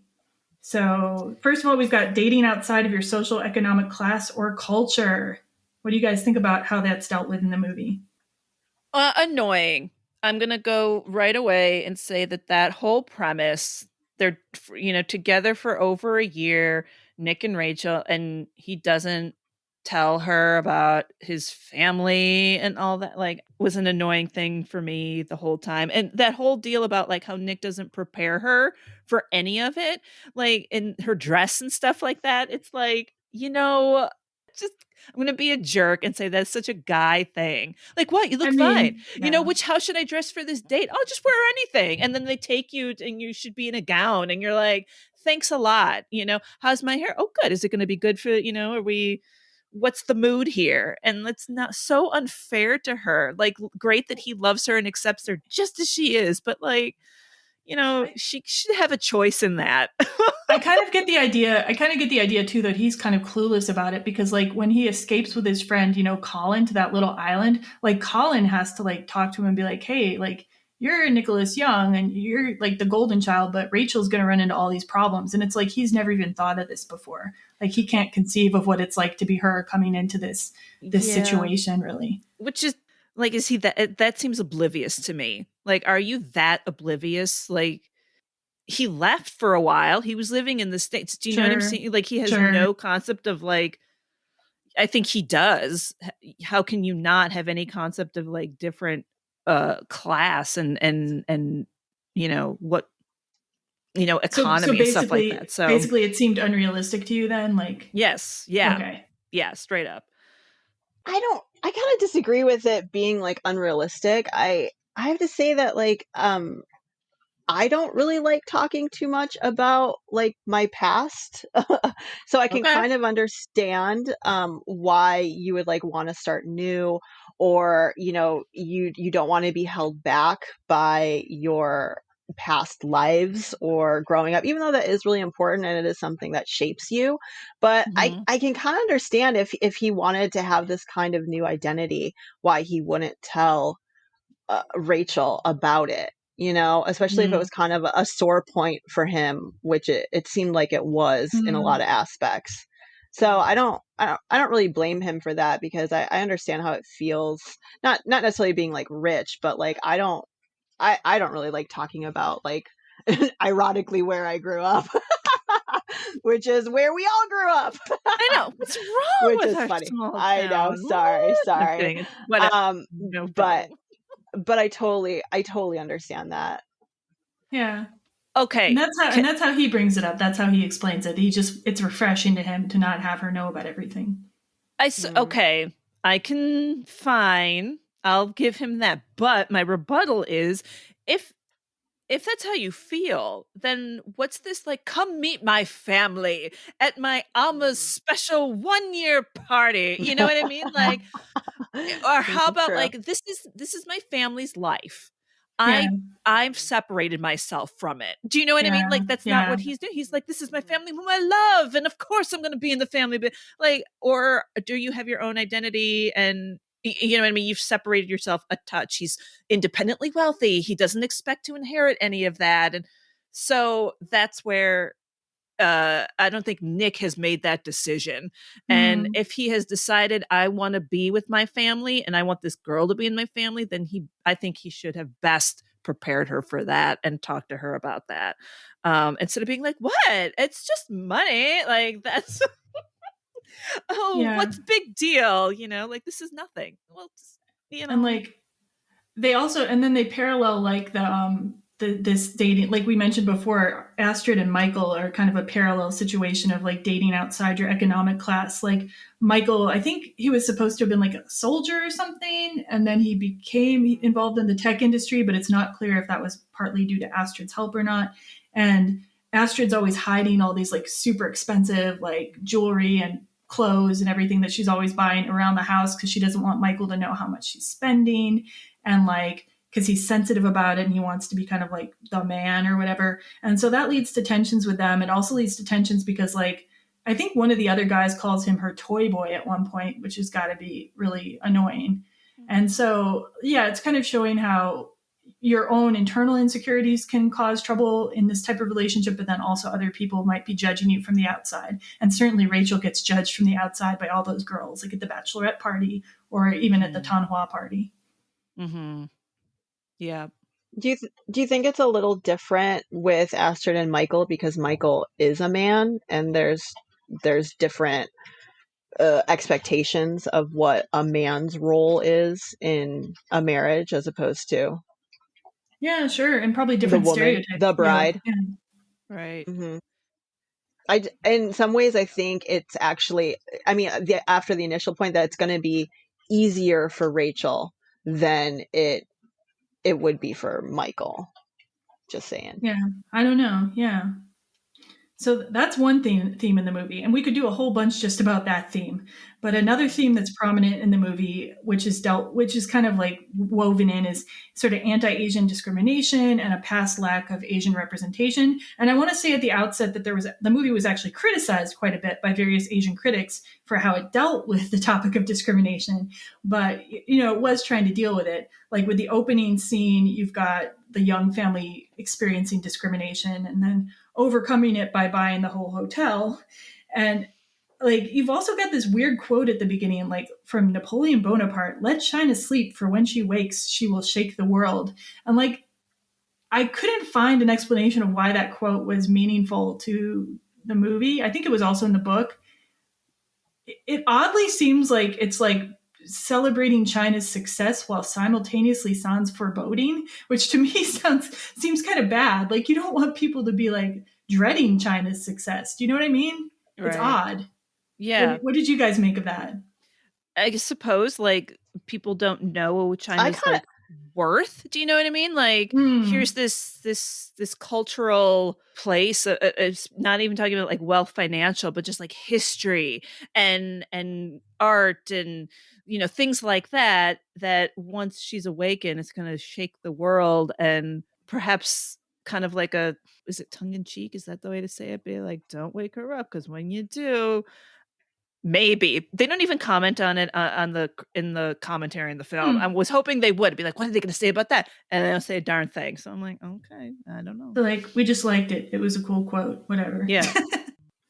And then like some of the other ways they deal with discrimination, or like in the movie, like is kind of making these like references to like, parents in the US used to be like, eat your meal, there's a lot of starving children in China. And so Ken Jeong's character in the movie tells his kids, there's a lot of children starving in America, to get them to eat chicken nuggets, which was kind of a cute little reference.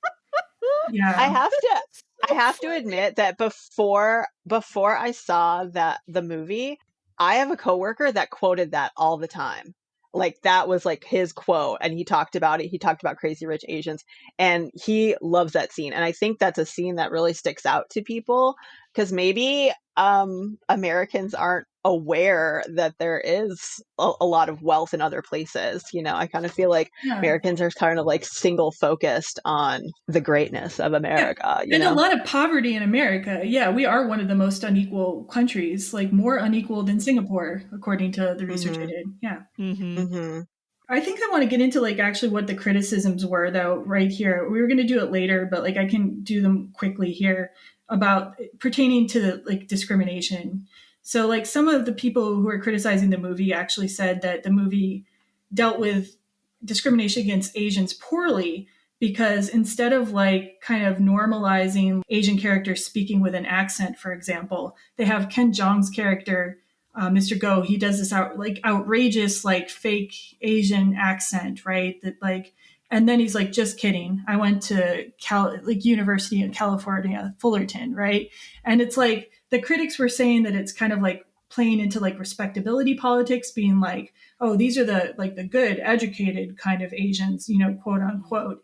And like, so it's not really necessarily increasing representation of all Asians. It's increasing representation of like Asians who are anglicized, who speak English, who like seem more like quote unquote me and you. You know what I mean? One person who made that criticism in particular was Mark Sang-Putterman in the Atlantic magazine. And another criticism of the way that Asian representation was done in the movie was that like not all the actors were of Chinese descent. There were actors from Singapore, the Philippines, Japan, etc. But like the actors were portraying largely Chinese characters.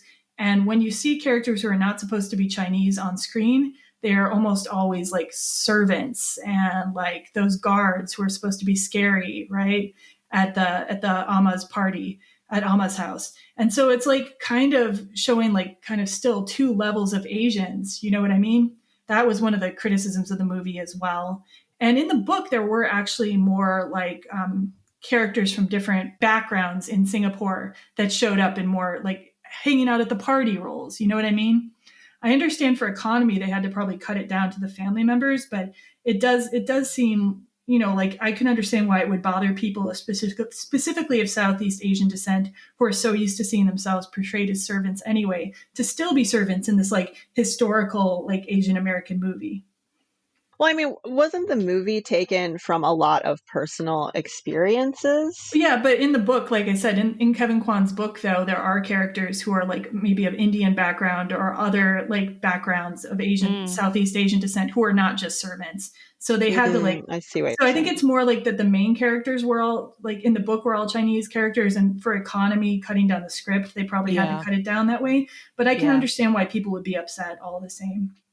Yeah, I hear you. I really don't have much comment on that because I think you've answered it. Like, yeah, there's only so much you can do from book to script, right? From, you know, from that standpoint. And I also think the movie probably just has tremendous pressure on itself to be like all things to all Asian people because there's been such a lack of representation. So to be fair to the film, like, you know, like pick your battles. Well, I'm not saying pick your battles. I think it's really important that people are saying these things. I just like hope that, but I do think that like being that it's like almost the first of its kind in 20 years, we can't expect it to be everything yet. Like we have to just push for maybe more movies that show more diversity in the Asian population, hopefully. Yeah. So another thing that's very specific to sort of this movie, you don't just have tension between different ethnic backgrounds, you have tension within ethnic backgrounds. Like you have tension between Asian Americans and the Chinese living in Singapore. And Rachel at the beginning of the movie is really oblivious to this. She tells her mom, they're Chinese, I'm Chinese, like kind of being like, what's not to like? But then her mom says in Chinese, she said, yeah, but you grew up here. Your face is Chinese, you speak Chinese, but here, and she points to her head, and here she points to her heart, you're different. And like this is very significant. I think like having lived in Korea, I can definitely say for sure that there are some major cultural differences just in how family is viewed, how your place in society is viewed, you know, how duty is viewed between the two cultures. America is so individualistic compared to a lot of Asian countries. And so this is a constant point of like battle between Rachel and Eleanor. Yeah. As you know, you've got here, it's cultural differences, duty to family over pursuing one's passion, and pursuing one's passion, how American, Mrs. Yeoh says to Rachel.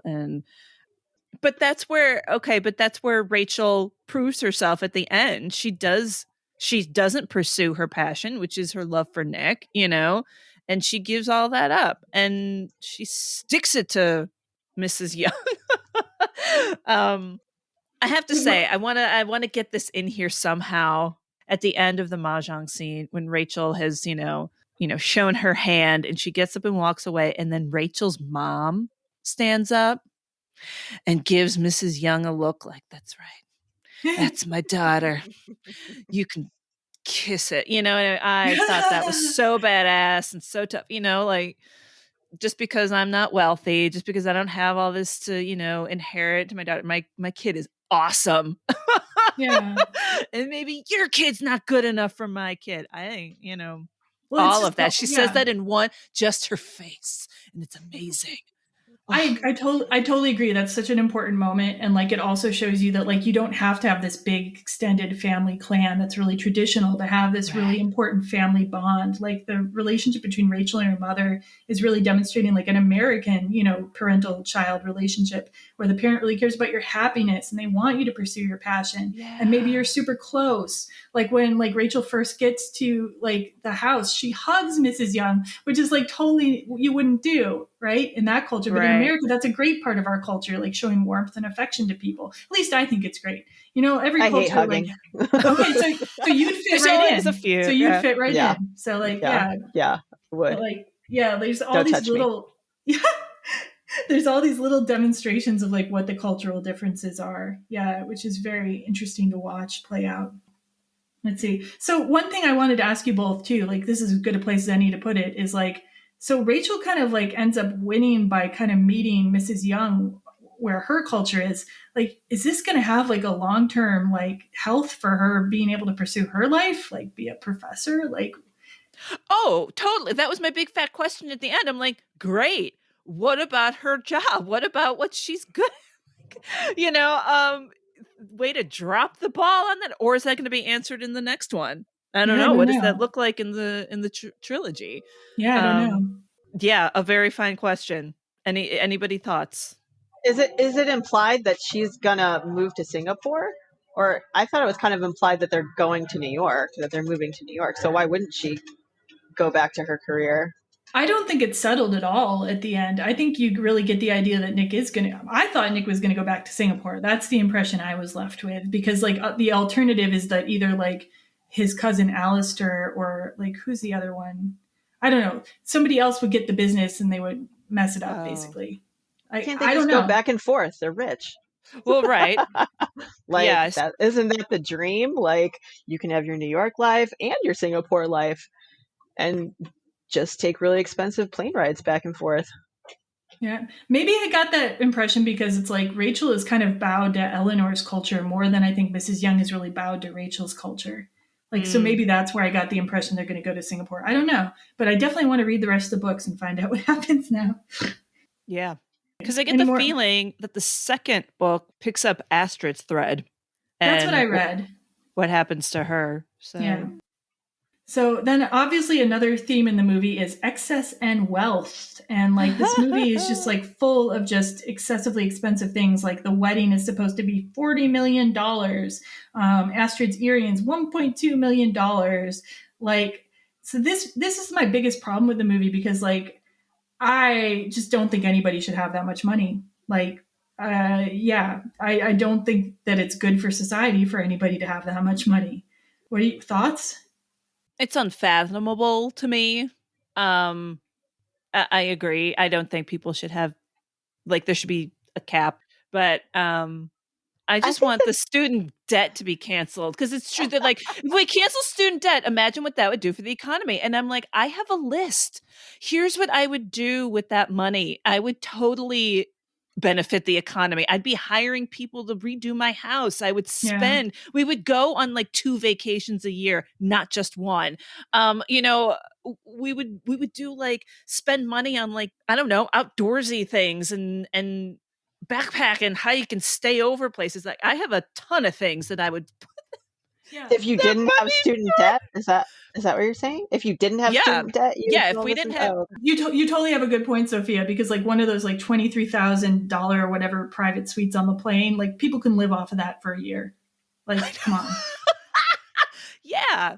I think there's an aspect of wealth that people don't see or understand or think about is that how many jobs are provided by the wealthy and jobs that are well paying and that are good. I mean, think about the person who had to organize that $40 million wedding. Like they're not getting paid pennies. There were artists and artistry that went into all of those things. And those are jobs. And those are jobs that people are doing and that want to do that. You know, you think that they cater to the rich, and it is, but those people are also living well. And I don't really see a problem with that. I would rather the government taxed all the wealth that they have though, and then take that money and use it to fight climate change. Personally. I mean, I agree on that aspect, but I think in a society, like we've decided that that's not important. I mean, like we maybe in the US and maybe in some of these other countries, but there's definitely countries in the world where they've decided it is important. And I think they're functioning better. They have lower levels of inequality. They have, most of them have like higher lifespans are longer, things like that. And they have functioning healthcare systems. And like, I just watched this movie and I just feel like I love the movie. I think it's so much fun. And you're taken on this ride and you think, oh, like part of you is like, oh, I want to live like that. But then the other part of me is like, that wedding could have paid for how many people's college educations? Like that wedding could have like paid for how many people's mortgages? I don't know. It makes me sad at the same time. I don't know. Well, I agree to some extent, but human nature gets in the way. I think that's idealistic at best that anything is really going to change. Oh God, I hope you're wrong. I mean, I do too, but I don't think so. I mean, I'm surrounded, like being in the islands here, like I'm surrounded by, there's mega yachts that are here that are so much money. And there's things that, and I think people don't really have like a concept of like how much money that is, like how, like what a billionaire actually is. Yeah. A good reference that I like to tell people is that what the difference between like a millionaire and a billionaire, because people are like, oh, a millionaire, like you're rich, but like no, like a billionaire is a different kind of rich. If you're, and the example I use is in seconds. So 1,000,000 seconds is about 12 days, and 1 billion seconds is 31 years. Oh So my God. that's like the Oh my so God. That's a that's the great difference example. when we talk about the difference in, when you're saying inequality, like that is the difference. I would probably say that the Young family, do you think they're billionaires? I Oh, would say so. probably. Yeah. I would say so. So, I mean, I do understand what you're saying about that sort of inequality, because the billionaire class is different, but I don't know how you're going to get those people to give that up. So like this was also, I just wanted to point out too, like to tie it into the criticisms of the film. So this was another common criticism of the film, though. Like the guy I referenced before, Mark Sang Putterman, he called the movie affluence porn. And then Fatima Bhutto in The Guardian wrote that the movie is best described as a celebration of transnational plutocracy. And she said, to be crazy rich at a time of catastrophic inequality is not a victimless crime. And she just was pointing out like the severe inequality in countries like China and India and even Singapore. And like, I just like, for me, I can't not have it on my mind. I do think that we can still change. I think there is broad support politically for things like raising taxes on the wealthy and raising the minimum wage. The problem is a lot of the politicians in our system, especially in the US in particular, are getting donations from these same kind of people. So it's not that most people don't want there to be more equality, really. It's more that like our political system is run on money too. I mean, a question that I always like asking people is like, what if tomorrow you had that amount of money? Like, I guess there's like the lottery question. Like, Mm-hmm. I personally can't say that I would do wonderful, great things with it. I might go buy a yacht. I might go have a party in a barge in the middle of the ocean just because I can. Because so I don't really judge other people for like how they spend their money, even if they are billionaires, because I honestly don't know what I would do with that kind of money. Maybe I would spend my money on $1,000,000 earrings too, you know? I 100% wouldn't. So like, I'm coming from the Yeah. perspective, like I would try to find somebody who manages money and try to figure out like, what would I need every year to like have a decent house, maybe be able to travel a few times a year and like not have to worry about unexpected health expenses. And then honestly, like the rest of that money, I would try to disperse to like either like climate change related projects, like, you know, like planting trees, for example, or like maybe scholarships or helping refugees. I'm not kidding. Like Rick Steves, I you know, hear who runs the travel, Rick Steves, who runs that travel corporation, for example, like he's an example of somebody who has given away, he's not as wealthy as these people, mind you, but he actually bought a whole building and land for a homeless shelter with some of his money from his company. And like I love him all even more during, now. Oh yeah, God. and I also love Rick Steves. all during this pandemic, he has been paying all the salaries of the people who work for his company, even though his company's basically at a standstill. So I think like there are people like who are like really like capitalists, but they're like trying to do, you know, kind of what's right.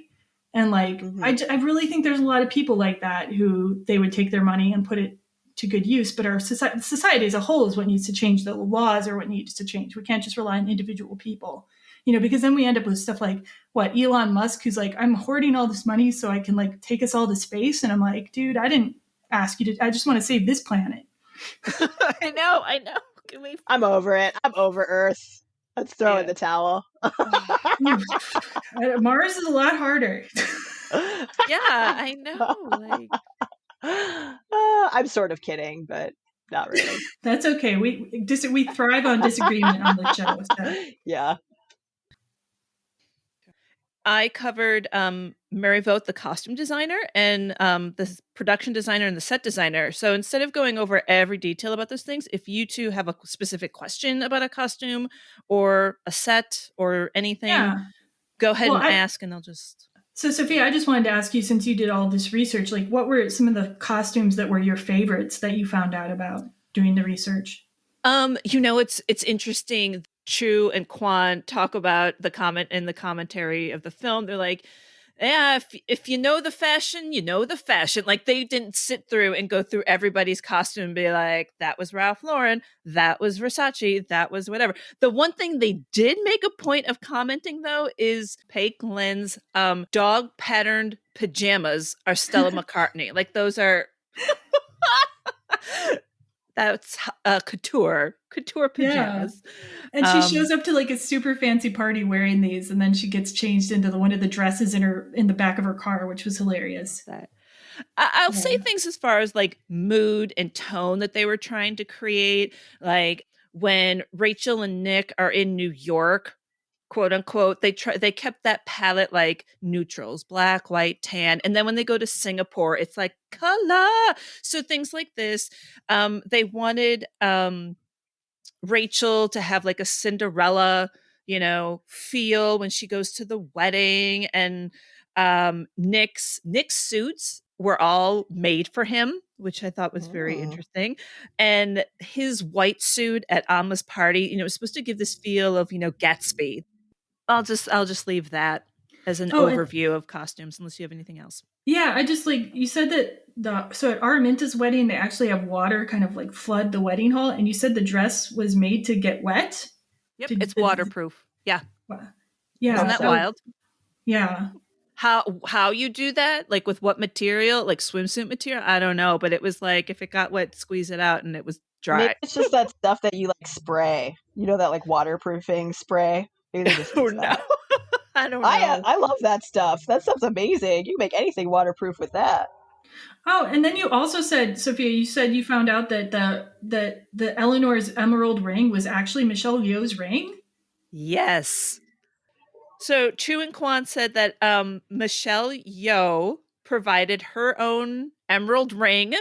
That ring is her personal property, that after every film she buys herself a gift. She gifts herself something, and that was from some completed film she did, and that's her ring in real life.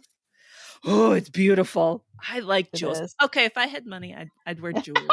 You'd be seeing me. Not me. Listen, I'm me. so bad.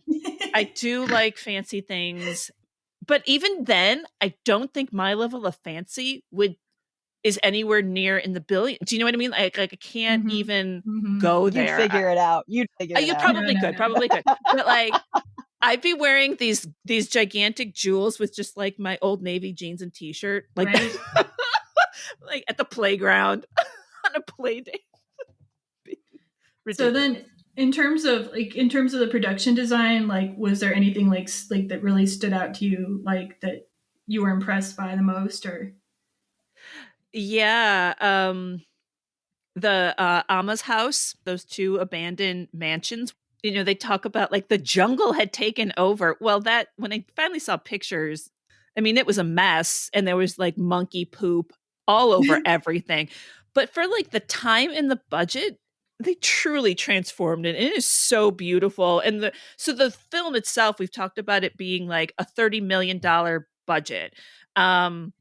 And they had to create like the wedding, which is supposed to be a $40 million wedding. Do you know what I mean? So to create these, this ancestral wealth and new wealth and all that with their budget, I think is phenomenal and brilliant and amazing. Because I mean, I believed it. Didn't you believe it? You're like, sure, that house exists just like that. There was no like falseness about it. So yeah. And I'm impressed by, you said in the notes that they hand painted all the lanterns at the wedding, and they just went into so much detail on this film to make the details right. Yeah. Yeah.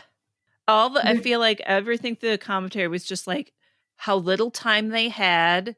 Normally to create what they created, they would need more time, budget, and things like, Singapore doesn't have prop houses. They bought a lot of stuff in antique shops and custom made stuff, and how hot it was.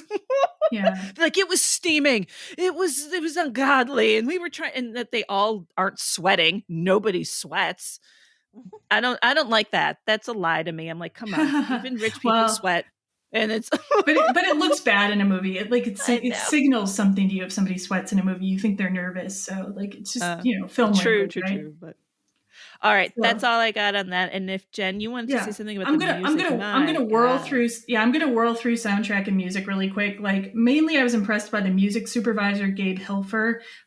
He has 128 credits, and things that stuck out to me. He also did the music for Luke Cage and Treme, which are 2 TV series with impeccable soundtracks. Okay, impeccable.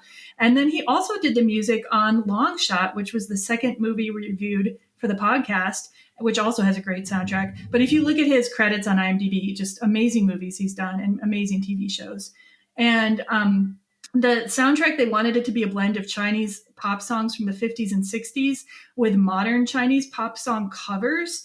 And Chu told the courts, I wanted to take hit American songs and make them Chinese to give audiences a sense of how we feel as Asian Americans, that crazy blend of identities and cultures that makes up who we are. I think they super succeeded. The cover, it opens up with Money, That's What I Want, covered by Malaysian singer Cheryl Kay. And she actually was submitted an audition through YouTube to get on the soundtrack. So that's pretty cool. And she is not incredibly successful right now, though. Apparently, she recently auditioned for American Idol and didn't even get through. So I'm like, oh. And then one of the traditional Chinese songs that they had from the 50s, Wo Yao Ni De Ai. So that song appears twice, first in the original Chinese, sung by Grace Chieng, and then later there's a jazz singer, a contemporary jazz singer named Jasmine Chen from China. She appears in the movie twice, at Amma's party and then at the wedding reception singing that song. She's pretty successful, has at least one album. She performs live quite a bit. And yeah.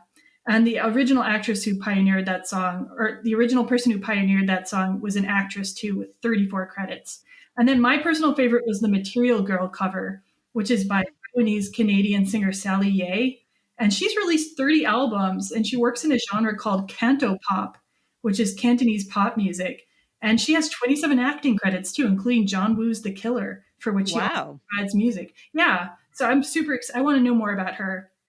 And then The Wedding Sing has the beautiful cover of Elvis Presley's Can't Help Falling in Love with You, performed by Kina Granis.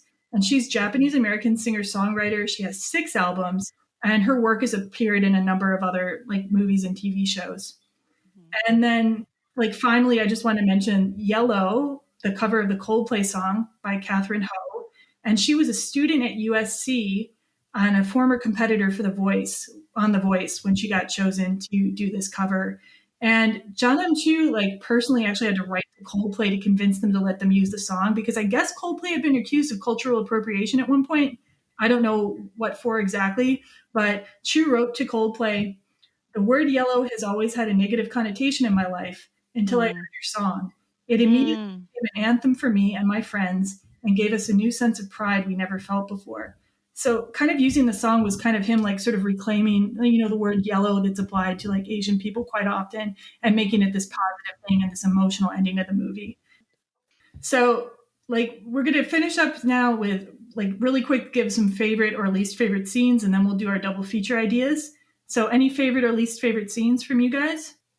There were a lot of favorite scenes. I like the scenes where they're having food, the friends together at the Newton food court. The Newton food court, and then the dumplings with Amma and the family together. I really, after the commentary, especially, I really liked the especially what it took to create the Amma's party scene and what they did filmmaking wise and set and the introduction of all these people. That became one of my favorites as well. And the mom at the end, Rachel's mom, looking at Mrs. Whoa, my favorite. Okay. And my total favorite, this is like now become my favorite makeover scene in any movie, actually, is the second makeover scene with Awkwafina or rather Peiklin and Ollie. And I just love the commentary they're making on all these crazy dresses. Like my favorite was Awkwafina said, "You look like a slutty Ebola virus." and then I can't remember which one of them says this, but one of the dresses they say, "You look like a flower." a sad, lonely flower no one wants to be around. So good. And just like it's the best, like funny, like commentary makeover scene with also the Material Girl cover over it, which I love that song anyway. And then she has a perfect dress, that Marchesa blue, beautiful dress. And so, yeah, like fashion is a guilty pleasure of mine. I still contend I would not spend like so much money on fashion, but I love watching fashion. I love looking at it. Mm-hmm. Fair enough. I can tell you what one of like my least favorite scenes were. Yeah. For whatever reason, I really disliked the first part of when they get to Araminta's bachelorette party, and you think it's gonna be, I don't know, classy or something, and then she yells like shopping spree. For some reason, I just thought that was a little like off character or something. Like I'm like, these people are already rich. Like why would they think that that was a big deal? I just felt like that was off. But then the character said no one loves free stuff more than rich people. I mean, and like in Kevin Kwan's book, he says that a lot of rich people are actually really cheap, like about things. And like, I don't know, like just from reading Kevin Kwan's book, I get the impression that there's also like a frugality within the excess, which is weird. For real. Like maybe a lot of the friends are kind of like hanger-oners or something, like trying to get like the scraps from these mega rich people, maybe. Yeah. I don't know. Well, then I just didn't like the scene. Their parents could be controlling their money too, I guess. Yeah. But you didn't, it did seem tonally kind of odd. Yeah, for sure. It was a little over the top, but maybe that was the unlike point. Unlike Bernard's bachelor party. That was cool though. That was cool. You should see the deleted scene then where they show more of Bernard's bachelor party. You can find really? Yeah. Any other favorite or least favorite, Serena? I really did like the wedding. I thought the wedding, I was just as surprised as the wedding patrons when they the water came out. I was like, wow, that's cool. Like I don't really like weddings or like things like that, but I was like, I'd go to that wedding. That looks cool. And they all had those little like glow sticky like tree branches or something. What was that? They're supposed to be fireflies. Oh, is that what it was? Okay. I don't know. It was lost on me. Okay. Right. So now we're going to go ahead and do our last section, which is our double feature ideas. And we'll each take a turns giving one of our double features. So the first thing I recommend everyone should go and watch is if you want to see Awkwafina in a more serious role, I really recommend her Golden Globe winning performance in The Farewell, which is in 2019 movie and also an Asian cast. So check it out. My first recommendation is In the Mood for Love, directed by Wong Kar-wai. It was cited as a visual influence for the film. And he's also a very influential filmmaker in Asian filmmaking, and he's got several art house films that are imperative to watch, and it's on Criterion right now. Well, when I was trying to think of movies, I was like trying to rack my brain about what was a movie that had such an obvious like economic difference or like the idea of a royal family and like a normal person, which seems to happen a lot, but I couldn't come up with anything specifically except for 2004's The Prince and Me. Have you guys seen this movie? It's atrocious. Of course you do. Of course you do. Yes! No. You probably love it because it takes place in Wisconsin. Like that was like the real reference. Yes, girl. That is one of the top reasons why I love it. It just cracks me up because of course you can relate to it. Like, what would happen if I, a lowly Wisconsin girl, were whisked away? Where is he, Denmark or some shit? And become, dating the Prince of Denmark? Like, it's so ridiculous, but also kind of wonderful. I don't know. Did you really not know that that's like one of the movies that has been mentioned the most on this podcast that Sophia always is recommending? Yep, me, guilty. I guess I missed that. But sorry. For everything you just said, that's right. Girl from Wisconsin. Right. Represent. Like, I love it. And isn't there a reference to where like the reason why he chooses Wisconsin is because he thinks all the women are like bare-breasted or something? Like that Love Actually shit, yeah. Oh yeah, that's true. Yeah, why are people from Wisconsin represented like that? All right, so that's mine. Nice.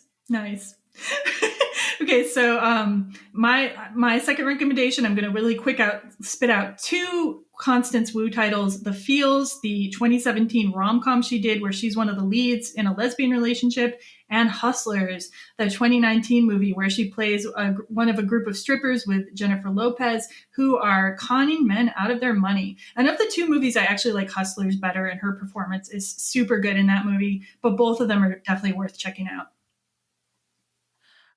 So I'm also gonna suggest directed by Akira Kurosawa on Criterion. And so it's like directed by him, and it's all of his films. And he's known for Rashomon and Seven Samurai. So again, kind of a founder and huge influence of Asian film must-sees. Get your Asian film basics down. Yeah, girl. Go to you gotta go to Criterion. There's so much. There's like Korean, and then there's like Jackie Chan stuff. I mean, it's where you gotta go. Yeah, it's a great service. It's a great service for foreign films and Asian films, yeah. My second choice was is A Simple Favor, just because it stars Henry Golding, and I want to see more of him.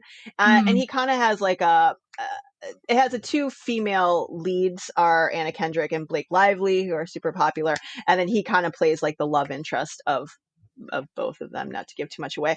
But it was, I remember he stuck out to me because he is so unique looking and just handsome and has this gorgeous accent. And I find him very attractive, and that's shallow of me, but I'd watch him read a cereal box. So dude, it's not shallow. A Simple Favor is not a cereal box. It's kind of entertaining. It kind of goes weird places, but if you want to see Henry Golding being hot.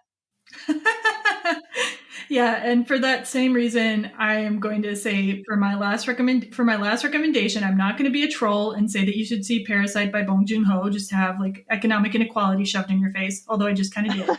But you just did it, and that's all right. That's okay. But for my last official pick, I will choose the 2019 film Last Christmas because it has Henry Golding and Michelle Yeoh are both in the film. She does not play his mother, and it's kind of a cheesy film, to be honest, but like it's not bad. I would watch it around Christmas, and it's heartwarming and set in Britain, and just I would definitely watch it over Love Actually. I think that movie's totally overrated. So check out Last Christmas if you want more Henry Golding in a romantic role.